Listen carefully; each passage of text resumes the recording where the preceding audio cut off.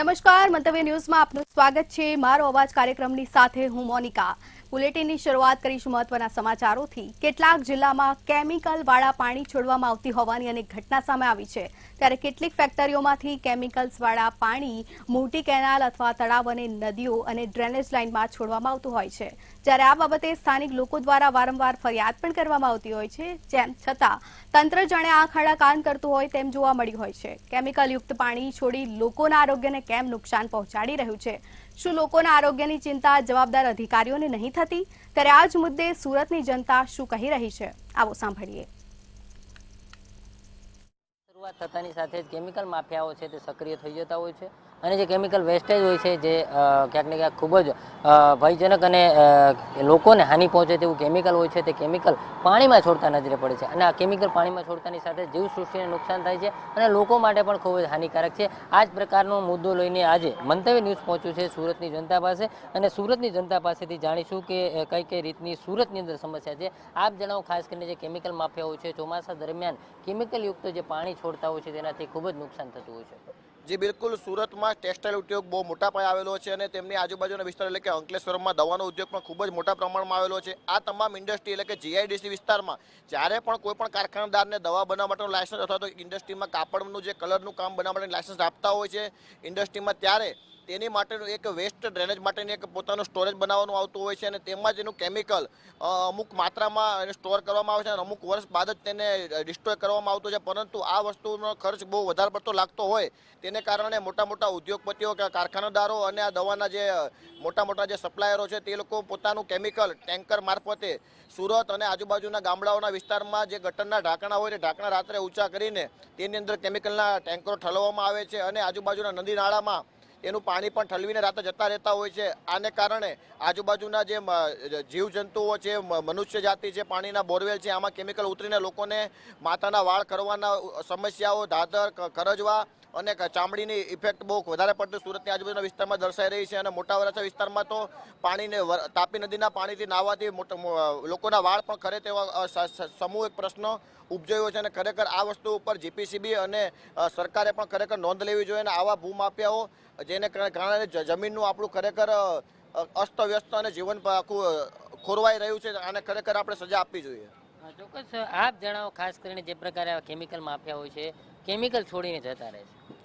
હા, આપણે ઘણીવાર આવું જોઈ રહ્યા છીએ કે કેમિકલ છોડવાથી બહુ મોટું નુકસાન થાય છે। આજથી 3 વર્ષ પહેલાંનો દાખલો તમને આપું તો અબ્રામા રોડ પર તાપીની અંદર એક કેમિકલ છોડવામાં આવ્યું હતું, જેને કારણે હજારોની કરોડોની સંખ્યાની અંદર જીવજંતુનો નાશ થયો હતો અને મૃત્યુ પામેલા। તો આની અંદર જે ઘટના બનેલી એ સમય દરમિયાન જે અમે કલેક્ટરને આવેદનથી માંડીને તમામ પ્રકારની રજૂઆત કરેલી, તો અત્યાર સુધીની અંદર એની વાહે કોઈ પણ કાર્યવાહી પણ કરવામાં નથી આવતી। ખરેખર કેમિકલ છોડવાથી જો આટલું બધું નુકસાનકારક હોય છે કે મનુષ્યનો મૃત્યુ પણ થાય છે અને યુવાન અવસ્થાની અંદર જે વાળ સફેદ થઈ જાય કે પછી કોઈ પણ વસ્તુનું કારણ હોય તો એ કેમિકલ જ છે। એટલે આવા કેમિકલને છોડવા માટેનો આવા કેમિકલને છોડવા માટે પ્રતિબંધ મૂકવો જોઈએ અને જે છોડે એને સજા પણ દેવી જોઈએ અને સજાની અંદર ફાંસીની સજા પણ આ લોકો માટે ઓછી પડે એટલી હદ લગીની હલકાઈવાળું કામ કરી રહ્યા છે આ લોકો। લાગે છે ખાસ કરીને જીપીસીબી પોતાનું કામ નિષ્ઠાથી કરતી હોય એવું લાગે છે કે કેમ? ના, નથી કરી રહી, કેમ કે જ્યારે પણ જોઈએ આપણે કોઈ પણ કેસની અંદર આવા નાના મોટા આપણે હમણાંનો દાખલો એક દઈએ કે સચિનની અંદર કેમિકલ જ્યારે છોડવામાં કે ના આવેલું ત્યારે ગુમડામણથી લોકોના મૃત્યુ પણ પામેલા, તો હજી સુધી એનો કોઈ પત્તો નથી, એને કોઈ સજા આપવામાં નથી આવેલી। તો આમાં જીપીસીબીનો પણ કંઈક ને કંઈક હાથ હોય એવું પણ લાગી રહ્યું છે કે એના મારફતથી પણ આવા બધા કેમિકલ માફિયા છે એને પ્રોત્સાહન મળી રહ્યું છે એવું પણ લાગી રહ્યું છે। ચોક્કસ, આપ જણાવો, જે પ્રકારે આ કેમિકલ હોય છે અને જાહેરમાં અથવા તો અન્ય જગ્યાએ છોડવામાં આવે ત્યાં લોકોની નજર ના પડે, પરંતુ આ કેમિકલ પાણીમાં ભળતાની સાથે જ કંઈક અલગ જ ઇફેક્ટ થાય છે। જાહેરમાં છોડતા આ લોકો કોઈ ડરતા જ નથી। થોડા સમય પહેલા મેં અને મારા મિત્ર દીપકભાઈ ગાંગાણીએ સારોલી પાસે એક ટેન્કર દિવસે પકડેલું, બપોરના 12 વાગ્યા હતા આસપાસ, અને એ ટેન્કર પકડ્યું એ પછી જીપીસીબીમાં પોલીસ સ્ટેશને ગાંધીનગર સુધી તમામ જગ્યાએ ફરિયાદ કરવામાં આવી, પણ સારોલી પોલીસ સ્ટેશન દ્વારા ટેન્કરને 1 દિવસ માટે જપ્ત કર્યું ને પછી છોડી દીધું। એના ઉપર કોઈ કાર્યવાહી કરવામાં આવેલી નથી આજ સુધી। આ જ રીતે અંકલેશ્વરથી અહીંયા સુધી ટેન્કર આવે છે અને મોટા મોટા ગેરેજો છે, જે ગેરેજોમાં શેડ બનાવી અને ત્યાં પાઇપલાઇન નાખીને ડાયરેક્ટ કેમિકલ ખાડીમાં અથવા તાપીમાં છોડવામાં આવે છે. આવી લોકો પાસેથી અમને વાતો મળી રહી છે હાલમાં. શું કહેજો ખાસ કરીને આવા કેમિકલ માફિયાઓની સાથે કઈ કાર્યવાહી થવી જોઈએ? ખરેખર આ લોકોને જે લાયસન્સ આપવામાં આવેલું છે એ લાયસન્સ જ કેન્સલ કરી દેવું જોઈએ, જેથી કરીને એના ધંધા બંધ થશે તો એ કાયદેસર રીતે જે પ્રોસેસ થાય છે કેમિકલની એ પ્રોસેસ કરતા થઈ જશે. ખાસ કરીને આપ જણાવો કે જે પ્રકારે આ કેમિકલ માફિયાઓ બેફામ બનતા હોય છે ત્યારે જીપીસીબી દ્વારા જે પ્રકારે એક ગાઈડલાઈન પણ આપવામાં આવતી હોય છે પરંતુ એનું પાલન નથી થતું, સાથે સાથે જીપીસીબી દ્વારા પણ કોઈ નોંધ લેવામાં નથી આવતી. નોંધ લેવાની તો ક્યાં વાત છે કે અમે આજુબાજુના વિસ્તારમાં જ્યારે જતા હોઈએ ત્યારે એક અંજની ઇન્ડસ્ટ્રીમાં રસ્તામાં તમે જશો તો ત્યાં કલરની આખી નદી વહેતી હોય છે.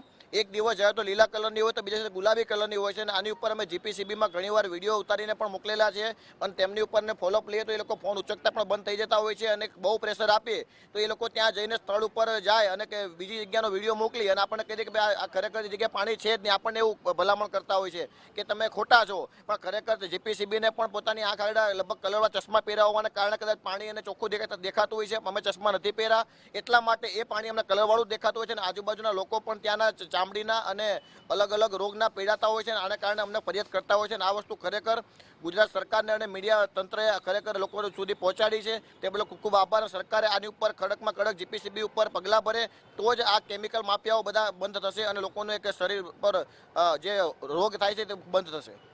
શું કહેજો ખાસ કરીને જે પ્રકારની અત્યારે લોકોને સમસ્યા થાય છે ખાસ આવા કેમિકલવાળા પાણીથી? અત્યારે તાપી નદીમાં પણ અગાઉ જોવામાં આવ્યું હતું કે સેમ્પલો ફેલ ગયા છે માત્ર કેમિકલના પાણીથી. હા, આજથી લગભગ વર્ષ દિવસ પહેલાં અમે તાપીની વિઝિટ કરેલી ત્યારે 40 જગ્યાએથી 9 જગ્યામાં સેમ્પલ લેવામાં આવેલા અને એ સેમ્પલ લેવામાંથી 9 સેમ્પલ ફેલ ગયેલા. કારણ એક જ હતું કે ત્યાં અલગ અલગ વિસ્તારની અંદર ગટરો દ્વારા પાણી સીધું જ તાપીની અંદર કેમિકલવાળું ઠલવાઈ રહેલું હતું. એ અમે રિપોર્ટ કરાવેલા, રિપોર્ટ પણ ફેલ થયેલા. એ જ પાણી આપણે પી રહ્યા છીએ અને સુરતની તમામ જનતા એ જ પાણી પીવે છે. એટલે તમે સમજી શકો છો કે જો પાણીની અંદર એ કેમિકલ નાખવાથી જો જીવજંતુ પણ નથી રહેતા તો મનુષ્ય માટે શું નુકસાનકારક હોય છે એ તમે સમજી શકો છો. એટલું મોટું નુકસાનકારક હોય છે. ચોક્કસ આપ જણાવો ખાસ કરીને અન્ય ઇન્ડસ્ટ્રીઝમાંથી સુરતમાં કેમિકલ ઠલવવા આવતા હોવાની વાત પણ સામે આવતી હોય છે ત્યારે આ કેટલું ભયાનક કહી શકાય લોકો માટે? સુરતમાં તાપી નદી એક મોટી નદી છે એટલે ઇન્ડસ્ટ્રીયલના માલિકોને એવું છે કે તાપી નદીમાં કેમિકલ છોડી દેવાથી કોઈને ખબર નહીં પડે, પણ આ કેમિકલ એટલું જ જ્વલનશીલ અને કલરવાળું હોય છે જેથી તાપી નદીનો પાણીનો કલર જ આખો ફરી જાય છે, જેના લીધે સ્થાનિક રહેવાસીઓને અને બોરના પાણી પણ ખરાબ થઈ જાય છે અને આના કારણે લોકોને શરીરના ચામડીના રોગો છે, અન્ય રોગો અને જીવજંતુઓને ખાસ કરીને ખૂબ મોટું નુકસાન થાય છે. ચોક્કસ તો જે પ્રકારે આ કેમિકલ યુક્ત જે પાણી છોડવામાં આવ્યું છે ને તેના કારણે જે લોકોને પડતી સમસ્યાઓ છે ને ખાસ કરીને જે લોકોમાં ચામડીના ખાસ કરીને રોગો વધ્યા છે અને તેનું મુખ્ય કારણ છે કેમિકલ યુક્ત પાણી. કારણ કે સુરતમાં વખતે વખત આ પ્રકારે તાપી નદીની અંદર પણ કેમિકલ યુક્ત પાણી છોડવામાં આવે છે અથવા તો ગટરના જે ઢાંકણ હોય છે તેને ઊંચા કરીને તેમાં જ આખું ભૂંગળા વાટે જે કેમિકલ યુક્ત પાણી છે તે ઠાલવવામાં આવતું હોય છે અને આ પાણી સીધું જ તાપી નદીમાં ભળતું હોય છે અને આ જ પાણી શહેરીજનો પીતા હોય છે અને તેમાં જ આ જ પાણી નાતા હોય છે. એટલે એટલા માટે થઈને શરીરની અંદર જે પ્રકારે ચામડીના રોગો થાય છે તેનું મુખ્ય કારણ છે આ કેમિકલયુક્ત પાણી. અગાઉ પણ જે પ્રકારે સુરતની તાપી નદીના પાણીના સેમ્પલ લેવામાં આવ્યા હતા ત્યારે તમામ સેમ્પલો ફેલ ગયા હતા અને ત્યારબાદ ઉકાઈ ડેમમાંથી પાણી છોડવાની નોબત આવી હતી. એટલા માટે સુરત શહેરની વાત કરીએ તો સુરતમાં આ પ્રકારે આસપાસના જે વિસ્તારો છે અને આસપાસની જે ઇન્ડસ્ટ્રીઝો છે તેના જે કેમિકલયુક્ત પાણી અને કલરયુક્ત પાણી છે તે ખુલ્લેઆમ છોડાઈ રહ્યા છે અને તેના કારણે જીવસૃષ્ટિ અને લોકોને ખૂબ જ નુકસાની પહોંચી રહી છે. કેમેરામેન કેસી વઘાસિયા સાથે દિવેશ પરમાર, મંતવ્ય ન્યૂઝ, સુરત. આજ મુદ્દે ભાવનગરની જનતાનું શું કહેવું છે આવો સાંભળીએ. ભારતીય સંવિધાનની અંદર મનુષ્ય માત્ર નહીં પરંતુ તમામ જીવો છે તેને ધ્યાનમાં રાખીને કાયદાઓનું ઘડતર થયું છે. ત્યારે ખાસ કરીને જે આપણે કહી શકાય કે જીપીસીબી એટલે ગુજરાત પ્રદૂષણ નિયંત્રણ બોર્ડ, જેની કામગીરી એવી છે કે પ્રદૂષણ જે કંપનીઓ કરતી હોય છે તેની વિરુદ્ધમાં પગલાં લેવા. પરંતુ કહી શકાય કે ચોમાસું એક એવી ઋતુ છે જેની અંદર આ લોકોને ખૂબ જ મોટો ફાયદો થાય છે. હવાની અંદર ચાલુ વરસાદે ગેસ છોડી દેવો અથવા તો વરસાદના પાણી સાથે કેમિકલ છોડવું તેનો ભરપૂર ઉપયોગ કરતા હોય છે. પરંતુ આ લોકોની વિરુદ્ધમાં કાર્યવાહી કરવા માટે જીપીસીબીનું નિર્માણ થયું છે. પણ જીપીસીબી શું કરે છે તે આપણે ભાવનગરની જનતા સાથે વાત કરશું. ખરેખર જીપીસીબી કામ કરે છે કે નહીં, શું કહેશો? લોકો આક્ષેપો કરે છે ચોમાસામાં કેમિકલ વાળું પાણી આવતું હોય છે, હવામાં ગેસ છોડી દેવામાં આવે છે, તમે શું કહેશો? તો આ જે જીપીસીબી વાળા જે કોન્ટ્રાક્ટ જે અધિકારી છે બરોબર, તે આ પ્રદૂષણ ઉપર કોઈ રીતનું ધ્યાન દેતા નથી, ફેક્ટરીમાં કોઈ પણ જાતની કાર્યવાહી કરતા નથી. અને જે ફેક્ટરીના માલિકો છે એ પોતાનું જે કેમિકલ હોય ખરાબ એ જે વરસાદના પાણીની અંદર છોડી દે છે, તો એ પાણી જે લોકોના ઘર સુધી પહોંચે છે અને અથવા તો એના જે બોર કરેલા હોય એમાં પણ કૂવા સુધી જાય છે અને એ લોકો પાણી પીવે છે. તો એનાથી પણ લોકોમાં ઘણી બધી જે આરોગ્યની તકલીફો છે એ ઊભી થાય છે. તો ખરેખર આની ઉપર કાયદો અને વ્યવસ્થા જાળવવી જોઈએ એવું અમારું કહેવું છે. કાયદો અને વ્યવસ્થા જાળવવી જોઈએ. તમે શું કહેશો? કાયદોને અંદર અનેક કલમો છે પણ ઉપયોગ થાય છે કે નહીં? ખરેખર ભાવનગર ચિત્રા જીઆઈડીસી ની વાત કરીએ ખાસ કરીને તો આમ તો જનરલ ફક્ત ચોમાસાની વાત નહીં પણ જનરલ ઈ પાણીનો એનું કેમિકલ યુક્ત પાણીનો નિકાલ ગમે ત્યારે કરે છે અને ખાસ કરીને આનો પ્રભાવ નારીના જે લોકો છે, નારી ગામ છે, એ લોકોને વધારે અસર થાય છે. એટલા માટે કે એ બધાના તળ ખરેખર બગડી ગયા છે. પાણી પીવા લાયક પાણી એ તળમાં રહ્યું નથી અને અગાઉ પણ ઘણા બનાવો બન્યા છે આ પાણી દૂષિત પાણીના કારણે. કેમિકલ વાળા અમુક પશુઓના મૃત્યુ થાય, માછલાઓના મૃત્યુ થાય, કાચબાના મૃત્યુ થાય, આ બધા છે. પણ હું એવું માનું છું જે જીઆઈડીસી નો વિસ્તાર છે એના કારણે ચિત્રા આજુબાજુની સોસાયટી જે છે એ સોસાયટીનું વાતાવરણ એકદમ દૂષિત વાતાવરણ. એટલા માટે કહું છું કે રાત્રે સવારે તમે જાગો એટલે કાળી માટીનો થર જામી જાય છે. એનો મતલબ સ્પષ્ટ આ ઉદ્યોગો વેલકમ ઉદ્યોગો હોવા પડે ભાવનગરમાં અને પ્રોત્સાહન સરકાર આપવા, પણ એના રૂલ્સ ફોલો કરવા પડે, કરાવવા પડે અને એ નથી કરતા. એનું કારણ સ્પષ્ટ છે કે જીપીસીસીના અધિકારીઓ હપ્તા લે છે. તમે ફરિયાદ કરો તો રિપોર્ટ નેગેટિવ આવે છે. એનો મતલબ હપ્તા બંધાયેલા છે, આ ઉદ્યોગો પાસે પૈસા લે છે પણ લોકોના શરીર સાથે, આરોગ્ય સાથે ચેડા કરે છે. લોકોનું જે થવું હોય થાય પણ જીપીસીસીને પૈસા જોતા છે. તો મુખ્ય અધિકારીઓ છે પોતાની બેદરકારી રાખે છે. નારીમાં તાજેતરમાં એક ઘટના બની છે, પાણીની અંદર ગાય હતી ને મોત થઈ. તમે શું કહેશો કે ખરેખર જે રીતના આક્ષેપો લાગ્યા છે તે શું કહેશો? મંતવ્ય ન્યૂઝને ખૂબ ખૂબ અભિનંદન. ખરેખર માણસના હિત અને દરેક જીવના હિત માટેની વાત કરી છે. ખરેખર સ્વચ્છ ભારતના નામે ઘણી બધી જાહેરાતો આવે છે પરંતુ માત્ર ટીવી ઉપર જ છે, જમીન ઉપર કશું જોવા મળતું નથી. દુઃખદ સાથે કહેવું પડે કે માત્ર ટીવી પર જાહેરાત આપવાથી સ્વચ્છ ભારત નથી થવાનું. સ્વચ્છ ભારત કરવા માટે નીતિ એના નિયત હોવી જોઈએ પરંતુ એ સરકારમાં દેખાતી નથી. તમે હમણાં જોયું હશે જે જીઆઈડીસી ની વાત કરી, શિયાળાની ઋતુની અંદર તમે જોવો તો ખરેખર કેમિકલના કારણે માણસો, માલ ઢોર, પશુ પક્ષીઓ બધાને નુકસાન થઈ રહ્યું છે. તો આના માટે સખત અને કડક કાયદો હોવો જોઈએ, એનામાં છૂટછાટ ન હોવી જોઈએ. આ બાબતે ગંભીર થશે તો જ સફળતા મળશે, નહીતર જેથી તેની નીતિ રહેશે. તો કાયદો સખત થવો જોઈએ. તમે તો શું કહો છો? મારા પહેલાના ભાઈએ કીધું છે કે કાયદાનું કામ કાયદે કરવું પડે.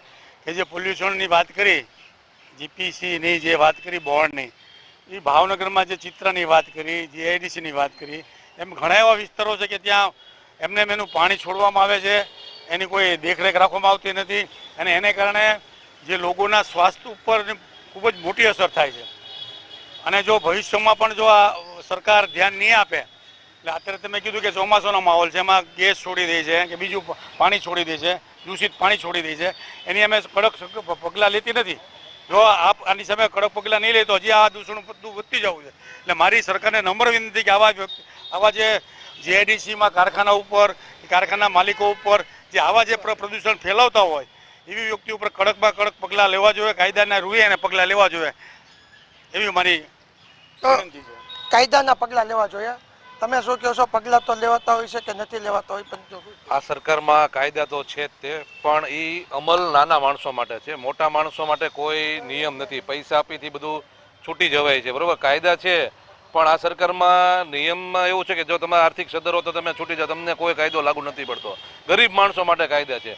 નો ડાઉટ ઉદ્યોગો હોવા જોઈએ તો એને અન્નનું બંધારણ પ્રમાણે, એને જે સિસ્ટમ પ્રમાણે જે કેમિકલનું પાણી છે, હમણાં જ તે થોડા દિવસ પહેલાં તળાવમાં માછલીઓ મરી ગઈ હતી, એની પહેલાં કાચબા મરી ગયા હતા. આપણે કાણા તળાવમાં ઓલી કંપની છે ત્યાં હરણ મરી ગયા હતા, બરાબર. તો આ બનાવ પહેલી વાર નથી બન્યો, ઘણા બધા બનાવ બની ગયા છે. અને આ સરકારમાં કેવું છે, જ્યારે બનાવ બન્યા પછી સરકાર જાગે છે તો હકીકત આ બનાવ બન્યા પછી જાગે તો એની કરતાં પાણી આવ્યા પહેલાં પાળ બાંધી દેવાય. તો એક સરકારને આપણે એક જે નિયમ છે એનો ખરેખર અમલ કરાવો તો જેથી કરીને આ જે પર્યાવરણને નુકસાન થાય છે એનો એ ન થાય ને એ અટકે એવી અમને વિનંતી છે. તો પર્યાવરણને નુકસાન, ગ્રીન સિટીની વાત થઈ છે, પરંતુ ગ્રીન રહે તેવું થતું નથી. શું કહેવું? હા, અત્યારે આમાં ઝાઝા ભાગે કેવું છે, આનું મૂળ જળ છે ભ્રષ્ટાચાર. કારણ કે આ જે વરસાદમાં પ્રદૂષણયુક્ત જીઆઈડીસી દ્વારા પાણી છોડવામાં આવે છે, અધિકારીઓ આમાં શું છે, અધિકારીઓ અને આ ઇન્ડસ્ટ્રી વાળાની મિલીભગત હોય છે અને એ લોકો હપ્તા લઈને આની ઉપર આગળ કાર્યવાહી કરતા નથી અને એને હિસાબે શું થાય છે કે ખેતીને નુકસાન થાય છે, પછી કે પશુ હોય, માછલી હોય કે બીજા બધા હોય, એને હિસાબે ઘણું બધું પર્યાવરણ અને આમ જોવો તો બધાના આરોગ્ય સાથે પણ છેડા આ લોકો કરી રહ્યા હોય તેવું મને લાગી રહ્યું છે. તો આરોગ્ય સાથે છેડા થાય છે, ખાસ કરીને ચોમાસાની અંદર આનો ઉપયોગ ભરપૂર થાય છે. શું કહેશો? જે પ્રદૂષણ ફેલાય છે એમાં ખરેખર અધિકારી જે જીપીસીબી ના હોય એ લોકો કડક પગલાં લેવા જોઈએ, અથવા તો કોઈ નેતા એમાં કારખાનાઓમાં, ફેક્ટરીઓમાં ભાગીદાર હોય તો પગલાં ન લેવાતા હોય એવું માની શકાય. પણ એ માટે બધા માટે નિયમો હરખો હોવા જોઈએ અને પગલાં કડકમાં કડક એમાં લેવા જોઈએ એવું મારું માનવું છે. તો આ હતા ભાવનગરની જનતા, જેનું કહેવું છે કે ક્યાંક ને ક્યાંક જે રીતના કાયદેસરની કાર્યવાહી થવી જોઈએ તે નથી થઈ. ક્યાં તો ભ્રષ્ટાચાર હોઈ શકે, ક્યાંક કોઈ એવા મોટા માથાઓ છે તેને પાર્ટનરશિપ હોઈ શકે, જેને લઈને જે ખરેખર કામગીરી થવી જોઈએ તે નથી થતી. પરંતુ અંતે સવાલ એ છે કે કામગીરી નથી થતી એને લઈને જે ભોગ બને છે તે અબોલ પશુઓ બને છે અથવા નિર્દોષ જનતા બને છે. ભાવનગરમાં અનેક કિસ્સાઓ બની ગયા છે. ભાવનગરનો લકડીયા પુલ હોય, પછી કુંભારવાડા અક્ષય પાર્ક હોય, ગંગાજળિયા તળાવ હોય કે નારી ગામનું તળાવ હોય, તાજેતરમાં જ આ તમામ જગ્યાએ માછલાઓથી લઈને એક ગાયનું પણ મોત થયું હતું અને અંતે સ્થાનિક લોકોએ કીધું હતું કેમિકલયુક્ત પાણી પીવાથી અમના મોત છે. પરંતુ ક્યાંક ને ક્યાંક જે સમગ્ર ઘટનાઓ છે તે દબાવી દેવામાં આવતી હોય છે. પરંતુ એક જોવાનું કે જીપીસીબી જે છે તે પોતાનું કામગીરી કરશે કે નહીં અને ચોમાસા દરમિયાન આવા વિસ્તાર જે હોય છે ત્યાં આગળ તપાસ કરીને કોઈ કંપનીને દંડ આપશે કે નહીં.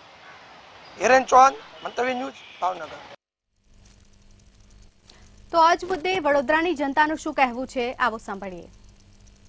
ભગવાન કુદરતે મનુષ્યને નદી, નાળા, પહાડ, વૃક્ષ, સૌંદર્ય ભરપૂર આપ્યું અને મનુષ્ય એનાથી ઉન્નતિ કરી. ત્યારે હવે મનુષ્ય શું કરી રહ્યો છે? તો ભગવાન કુદરતે આપેલા નદી નાળાને પ્રદૂષિત કરી રહ્યા છે અને પ્રદૂષણ એ વિશ્વ કક્ષાએ ચિંતાનો વિષય બનતો જાય છે. અને મંતવ્ય ન્યૂઝ પર્યાવરણની જતન કરો, વૃક્ષ વાવો તેવી મુહિમ ચલાવી અને વડોદરા સહિત ગુજરાતમાં 75 લાખ વૃક્ષો વાવ્યા. ત્યારે હવે ચોમાસાની સિઝન છે અને જે કેમિકલ યુક્ત પાણી નદી નાળામાં છોડવામાં આવે છે, મંતવ્ય તો ચિંતિત છે, ગુજરાતના નાગરિકો ચિંતિત છે. એટલે મંતવ્યએ વિચાર્યું કે મારો અવાજ, પ્રદૂષણ માટે નાગરિકો શું વિચારી રહ્યા છે એ બાબતે નાગરિકોનું મંતવ્ય લેવા પહોંચ્યું છે. ત્યારે સૌથી મહત્વની બાબત એ છે કે ગૃહિણી જે ઘરને સુરક્ષિત રાખે છે, પોતાને કુટુંબને પ્રદૂષિત નથી થવા દેતી, એવી ગૃહિણીનું મંતવ્ય લઈશું. શું કહો છો તમે? ઘર પ્રદૂષિત ના થાય તેના માટે આધ્યાત્મિક રહો છો, અનેક ચિંતા કરો છો. ત્યારે આજે નદી નાળા પ્રદૂષિત થઈ રહ્યા છે અને ચોમાસાની આડમાં કેમિકલ બનાવતી ફેક્ટરીઓ પ્રદૂષિત પાણી છોડી રહી છે.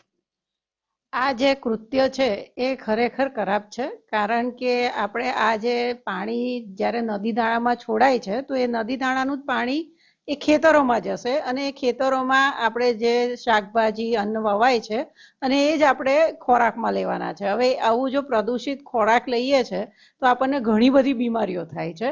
પ્લસ હવે એવું છે કે આપણે પહેલાં જોતા હતા એના કરતાં નાની ઉંમરના છોકરા છોકરીઓ જે બી હોય એ લોકોમાં એન્ઝાયટી વધી ગઈ છે, એમાં હાઇપર એક્ટિવિટી વધી ગઈ છે. તો એ બી એક ખોરાકનો જે પ્રદૂષિત ખોરાક છે જેમાં જે તત્વો જોઈએ એ મળતા નથી કદાચ, એને લીધે આ બધું એમની સાઈડ ઇફેક્ટ તરીકે હોઈ શકે. પ્લસ હવે ઘણીવાર આપણે લોકો એવું કહે છે કે અમે તો ઓર્ગેનિક ખોરાક ખાઈએ છીએ, પણ ઓર્ગેનિક ખોરાક થશે તો ધરતીમાં જ ને.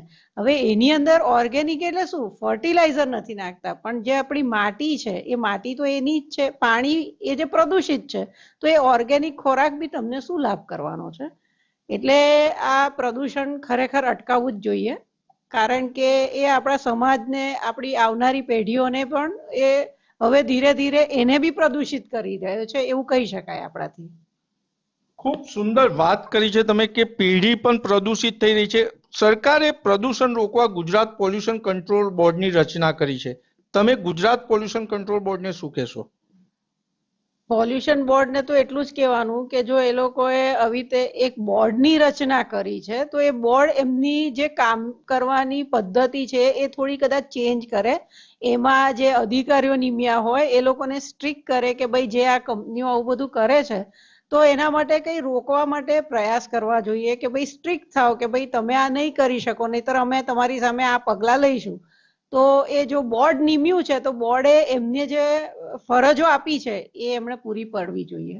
બધી કંપનીઓ જે છે CSR એક્ટિવિટી કરી રહી છે. This is actually corporate social responsibility. આજે એક મોરલ રિસ્પોન્સિબિલિટી દરેક ફેક્ટરીના માલિકની છે કે આવી રીતે એ જે છે પોલ્યુશન ના કરે, જમીનને દૂષિત ના કરે. જેને જમીન જોડે દરેક વ્યક્તિ જોડાયેલી છે, એ પોતે બી જોડાયેલો છે. એટલે એક પોતાની જમીનને પૂછે કે એ જે કરી રહ્યા છે બરાબર છે કે ખાલી એ ધંધો કરી રહ્યા છે પૈસા કમાવા માટે, બીજી કોઈ રિસ્પોન્સિબિલિટી નથી અને એ સમાજ તરફ. આ વાત તમે કંપનીની કરી, પરંતુ ગુજરાત પોલ્યુશન કંટ્રોલ બોર્ડને પણ તમે એટલી જ જવાબદાર માનો છો ખરા? એ છે તો ખરા, બિકોઝ કે એક્શન પૂરી લેવાતા નથી. એમની પાસે પાવર્સ બી પૂરા હોય છે. એમને જે છે એ વિજિલન્સને તોરે એ લોકો જો પકડી લે કે ભાઈ જે આ લોકો આ કંપનીમાંથી પાણી છૂટે છે અંદર, તો એ કંપની ફેક્ટરી સીલ કરી શકે છે, એ લોકો બંધ કરી શકે છે. પણ પૂરેપૂરે 100% એ નથી કરતા. નો ડાઉટ ગવર્મેન્ટ જે છે એમના રીતે વોટર રિસાયકલિંગ, વેસ્ટ રિસાયકલિંગના પ્લાન્ટ છે, આ તે બધું કરે છે. ઇવન કંપનીઓને બી કીધું છે, બટ કંપનીઓ બાયપાસ કરે છે આ એફ્લુએન્ટ પ્લાન્ટ્સને, ને એ જે છે પોલ્યુટેડ પાણી એ પછી છોડી દે છે, જે આપણને જ અસર કરે છે. આજકાલ લોકોની સ્કિન અને હેર ખૂબ જ ખરાબ થઈ રહ્યા છે. પાણીથી, પ્રદૂષણથી હેર લોસ થવા, સ્કિન ડિસીઝ થવા, સ્કિનમાં પેચીસ પડવા, આ બધું હમણાં આ પ્રદૂષિત પાણીને લીધે શરૂ થયું છે. જો વહેલી તકે પગલાં નહીં લેવાય તો આગળ ચાલીને ચિંતાનો વિષય જરૂર બનશે. કુદરતે આટલી બ્યુટી આપી અને આપણે કુદરત જોડે ચેડા કરતા હોય અને એમાં બી તંત્ર કામ ના કરે તો તંત્રને શું કહેશો? તંત્રએ હવે આંખ ઉગાડવી જોઈએ. જો તંત્ર કામ નહીં કરે તો જનતાએ કામ કરવું પડશે, પણ ધ્યાન આપવું પડશે. નહીં તો નખ, વાળ અને ચહેરો ત્રણેય જશે. બ્યુટી જ નહીં રહે તો પછી શું કરશો? બ્યુટી કુદરતે આપી છે પણ એનું જતન તો માવતર તો આપણે કરવું પડે ને, નહીં તો એ બગડી જશે પાણીના લીધે, હવાને લીધે, પ્રદૂષણને લીધે. ગુજરાત પોલ્યુશન બોર્ડને ખબર જ હશે કે ભારતની સૌથી પહેલી એફ્લુએન્ટ ચેનલ 56 કિલોમીટર લાંબી વડોદરા અને ભરૂચમાં બની છે. લગભગ વડોદરાના અને ભરૂચના 27 જેટલા ગામડાઓ એ એફ્લુએન્ટ ચેનલની આજુબાજુ છે અને most of the part of effluent channel એ ખેતરને એ વિસ્તારમાંથી જાય છે. એક રિપોર્ટ છે 1987-88 ની આજુબાજુનો, એ ત્યારે એવું રિપોર્ટ કહેતો હતો કે એફ્લુએન્ટ ચેનલનું પાણી જ્યાં સૌથી પહેલું ભેગું થાય છે ત્યાંથી ખંભાતના અખાતમાં જ્યાં પાણી ડિસ્પર્સ થાય છે ત્યાં 90% પાણી રસ્તામાં વપરાઈ જાય છે, સેટલ થઈ જાય છે, જે બી કેમિકલ્સ છે તે. હવે એ પાણી જાય છે ક્યાં? તો એ રિપોર્ટ જ એવું કહે છે કે જે આજુબાજુના ખેતરના ખેડૂતો છે એ પંપ મૂકીને પાણી ખેંચી લે છે અને એ પાણી ખેતરમાં વાપરે છે. હવે એ પાણી જે ખેતરમાં વપરાય છે એ ફળ ફળાદી ઇત્યાદિમાં, શાકભાજીમાં, લીલોતરીમાં, તમારા મારા શરીરમાં જાય છે. અલ્ટિમેટલી આપણે ખાલી શરીર પોલ્યુટ નથી કરતા, આપણે આપણું જીવન પોલ્યુટ કરીએ છીએ. અને આજે જે કેળું કે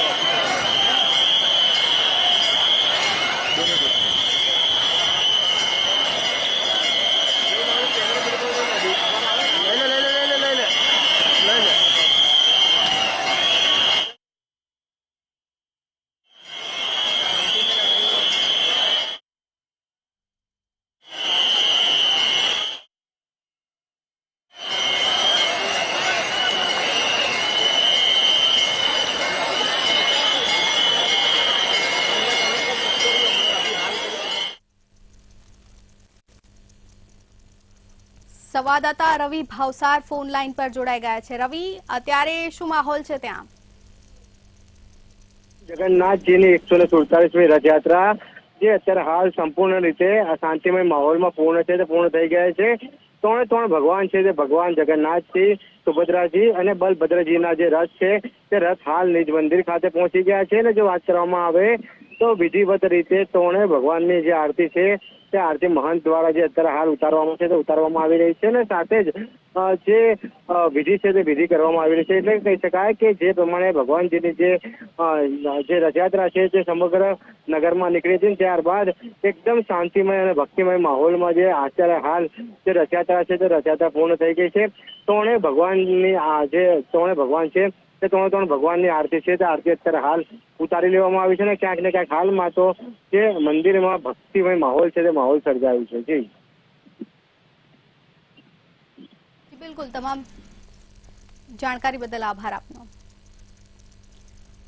તો આજે નીકળેલી રથયાત્રા નિજ મંદિરે પરત ફરી અને ત્યારબાદ ભગવાનની આરતી કરવામાં આવી હતી.